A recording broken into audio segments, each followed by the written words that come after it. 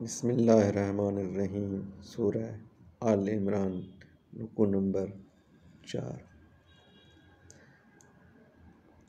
ए पैगंबर चओ त जे अव्हीं अल्लाह खे दोस्त रखंदा आहियो त मुंहिंजी ताबेदारी करियो त अल्लाह अव्हां खे दोस्त रखंदो ऐं अव्हां जा गुनाह अव्हां खे बख़्शींदो ऐं अल्लाह बख़्शणहार महिरबान आहे। ए पैगंबर चओ त अल्लाह ऐं पैगंबर जी फरमाबरदारी करियो, पोइ जेकॾहिं फिरी विया त बेशक अल्लाह बि काफ़िरनि खे दोस्त न रखंदो आहे। बेशक अल्लाह आदम ऐं नूह ऐं इब्राहीम जे औलाद लाइ औलाद ऐं इमरान जी औलाद खे जहाननि वारनि ते सॻोरो कयो आहे जो पाण में हिक ॿिए जो नस्ल आहिनि ऐं अल्लाह ॿुधंदड़ ॼाणंदड़ आहे।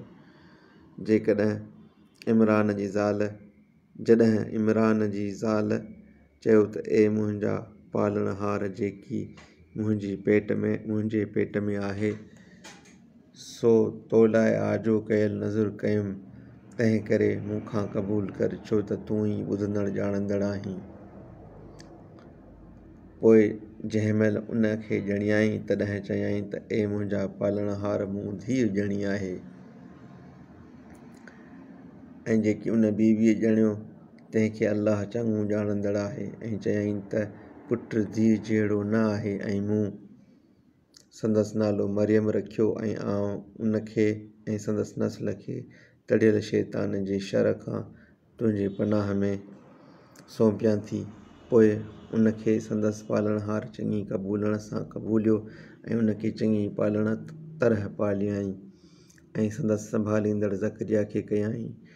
जॾहिं कॾहिं ज़करिया मथसि हुजरे में लंघंदो हो त वटसि ताम रखियल लहंदो हो। हिकु वक़्तु चयाईं त ए मरियम, हीउ किथां तो लाइ आयो आहे?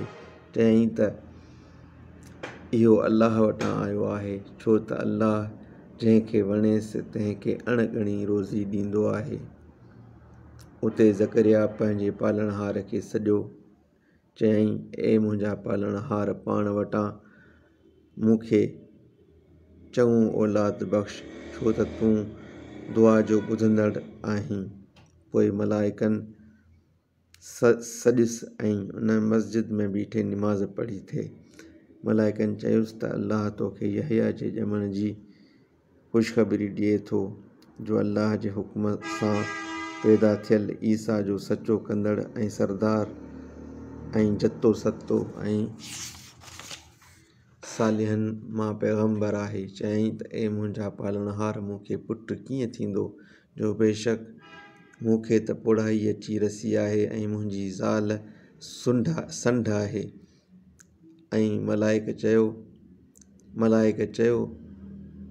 त अल्लाह जेकी घुरंदो आहे सो अहिड़ी तरह कंदो आहे। चयाईं त ए मुंहिंजा पालणहार, मूं लाइ का निशानी मुक़ररु कर। अल्लाह फरमायो त तुंहिंजी निशानी हीअ आहे त 3 ॾींहं इशारे खां सवाइ माण्हुनि सां ॻाल्हाए न सघंदे ऐं पंहिंजे पालणहार खे घणो यादि कर ऐं सुबुह जो ऐं सांझीअ जो साराह